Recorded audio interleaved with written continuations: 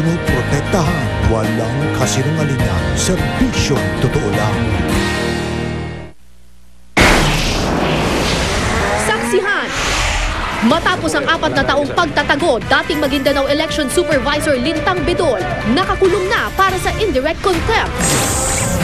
Pagbuo ng Fact-Finding Commission na mag-iimbestiga sa umunoy dayaan noong 2004 presidential elections, itinutulak ni Senador Chis Escudero.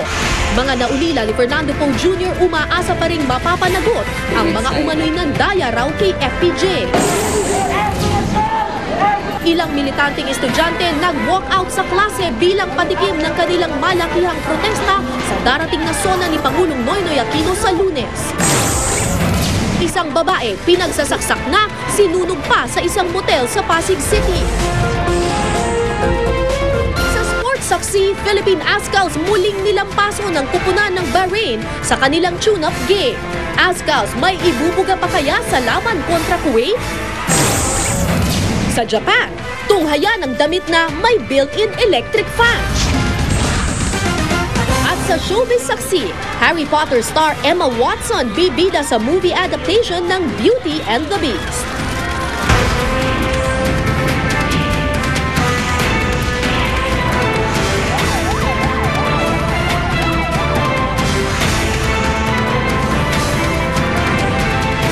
Saksi!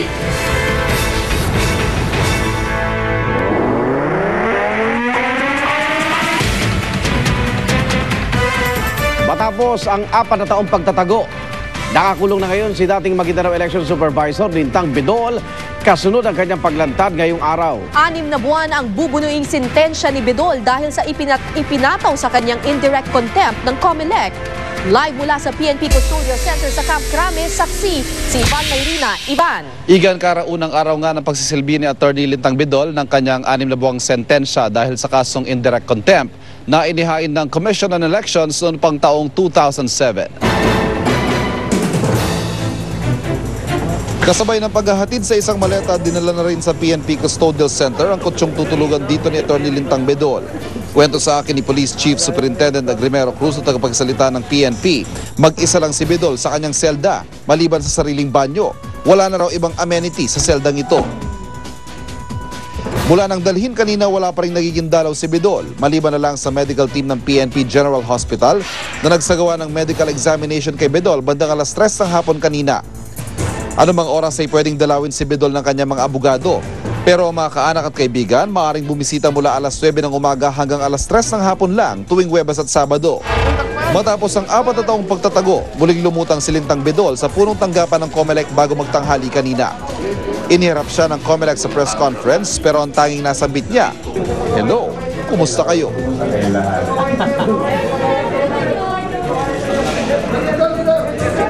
PNP Custodial Center, samantala hanggang sa mga oras na ito ay wala pa rin tayong namamataang bumibisita kay Atty. Lintang Bedol. At live mula dito sa Campo Crame sa Quezon City, ako si Ivan Mayrina, ang inyong saksi. Sa voluntaryong pagsuko ni Lintang Bedol, sinabi ng COMELEC na anuman daw ang maging resulta ng kanilang investigasyon sa di umano'y dayaan sa eleksyon, hindi na raw mababago pa ang resulta nito. Saksi si June Veneracion.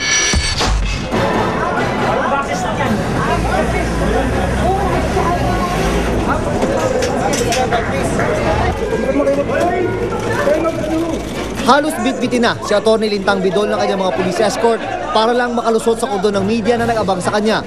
Suot ang bulletproof vest, bantay sarado si Bedol ng turnover ng DILG sa COMELEC kaninang umaga.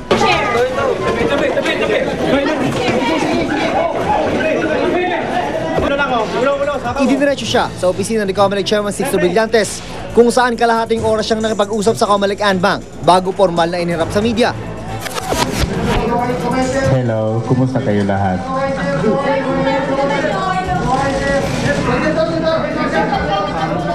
Pero maliban dyan, wala nang narinig pa mula kay Bedol. Tanging ang abogado niya ang nagsalita para sa kanya. Sir Lintang Bedol voluntarily surrendered last Friday to the DILG. During the whole process is been treated well. Pero matipid ang kampo ni Bedol sa ibang detalye, gaya ng kung sino nagkumbisi sa kanyang lumutang at kung paano siya napunta sa Maynila. I'm sorry, I cannot answer that question. That's covered by the lawyer-client privilege communication. Si Bidol ang election supervisor ng Maguindanao noong 2007 elections kung saan nag-12-0 ang resulta ng senatorial election sa lalawigan pabor sa tiket ng administrasyon. Dahil sa mga dudang nagkadayaan, nag-imbestiga ang COMELEC kung saan sinabi ni Bidol na ninakaw daw ang mga municipal COC at iba pang dokumentong pinagbatayan ng provincial canvass. Hindi na niya sinipot ang mga sumunod na pagdinig dahilan para patawan siya ng indirect contempt na komisyon. 4 na taon ding nagtago si Bidol at muli lamang nagpakita sa COMELEC kanina. With this turnover now, he is now officially under the custody, and as of today, his service of his sentence of 6 months starts as of today. Base sa unanimous decision ng COMELEC and Bank, ang PNP Custodial Center sa Camp Crame ang magsisilbing kulungan ni Bidol. Doon niya bubunuin ang kanyang 6 na buwang sentensya dahil sa indirect contempt. Bago magsagawa ng formal na investigasyon ay pag-aaral muna daw ng COMELEC ang sworn affidavit ni Bidol tungkol sa mga nalalaman niya sa umano'y dayaan noong mga nakarang eleksyon. Gayon din ang affidavit ng 3 pang umanong election officer na sumusuporta raw sa kanyang alegasyon. It's just a matter of determining kung sino talaga nanalo. Maybe for historical or for posterity. Malaman na lang natin na hindi pala nanalo si GMA kung totoo. But these are all speculative at this point in time. June Veneracion ang inyo, saksi. Sa kanyang sinumpaang salaysay, si Andal Ampatuan Sr. ang itinuro ni Lintang Bidol na siya umano nagsabi sa kanya na iniutos daw ni dating Pangulong Gloria Arroyo na tiyaking 0 ang boto ng ilang taga-oposisyon noong 2007 senatorial elections. Patuloy na sinusubukan ng GMA News sa makuha ang panig ni Andal Sr. sa paratang ni Bidol. Saksi si Pia Arcangel. Hindi ho kami sasali sa anumang script. Yung pong paglutang po ni Bidol was not even solicited or, we tried looking for him. Hindi, he volunteered. Palagay ko yung term na cuddling, parang malicious eh.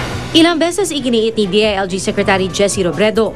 Kahit Biyernes pa raw nila hawak si dating Maguindanao Election Supervisor Lintang Bidol, hindi raw nangangahulugang kinanlong siya ng DILG. Humingi lang daw si Bidol ng proteksyon. Kasabay nito, iginiit ng kalihim na kahit sa ilalim ng kanilang kustudiya ginawa ni Bidol ang kanyang affidavit, wala raw itong naging kapalit. Hindi ho precondition yung pag-custody sa pagsalaysay. Yung pag-custody po enabled him na gumawa siya ng salaysay. Nakakuha ang GMA News ng kopya ng sinumpaang salaysay ni Bidol at nakasad dito na sinabi ni Bidol na si Andal Ampatuan Sr. daw ang nagsabi sa kanyang iniutos umano ni dating Pangulong Gloria Arroyo na tiyaking 0 ang boto ni Nooy Senatorial Candidate Alan Peter Cayetano, Panfilo Lacson at ngayon Pangulong Noynoy Aquino. Ikinagulat daw ito ni Bidol at nag-alala. Pero sinabihan daw siya ng nakatatandang Ampatuan na hayaan niyang maipatupad ang utos ng Nooy Pangulo. Itinanggi na abogado ni Arroyo ang pahayag. Gawa-gawa lang daw ito para sirain ng dating Pangulo. Maliwanag naman na ito ay talagang bahagi ng istoryang kanilang pinag-usapan at tinatahi-tahi nila. Sinabi rin ni Bidol sa affidavit na peke ang mga official ballot at election returns na ginamit sa 2007 elections sa Maguindanao.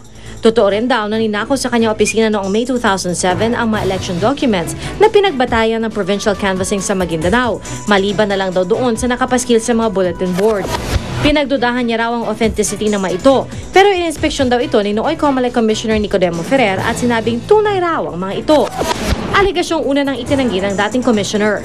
We did not go there to authenticate anything. But we went there just to find out what these documents are that the election officers of Maguindanao claim were still in their possession. Sa gitna na nakaambang investigasyon ng COMELEC, nagbabala si dating Chairman Benjamin Abalos. We should take it with caution. Pakaingat tayo because we are dealing with somebody who has been in hiding for the last 4 years.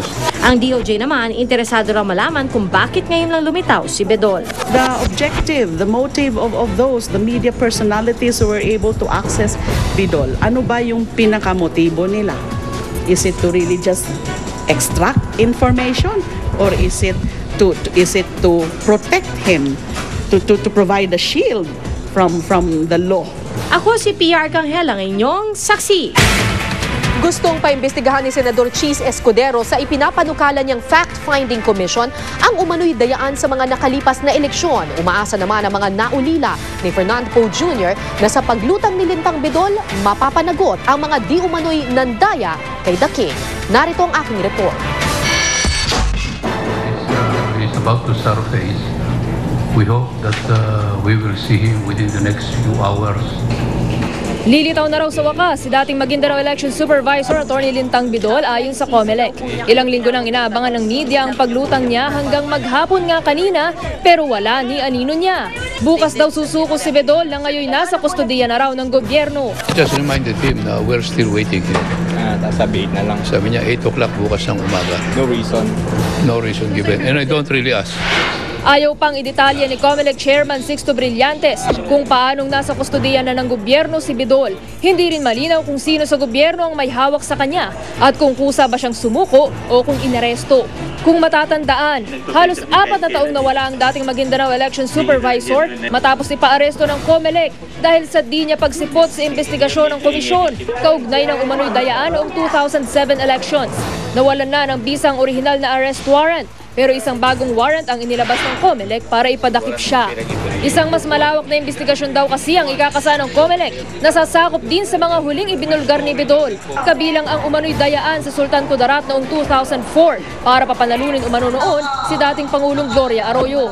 Pero posible raw mag-inhibit sa investigasyon si Chairman Brillantes na siyang tumayong abogado ni Presidential Candidate Fernando Poe Jr. noong 2004. Gayunman, maaaring magbigay raw siya ng impormasyon patungkol sa mga aligasyon. Kung sasabihin niya may corroboration do sa alam ko, then I might decide to corroborate his statements.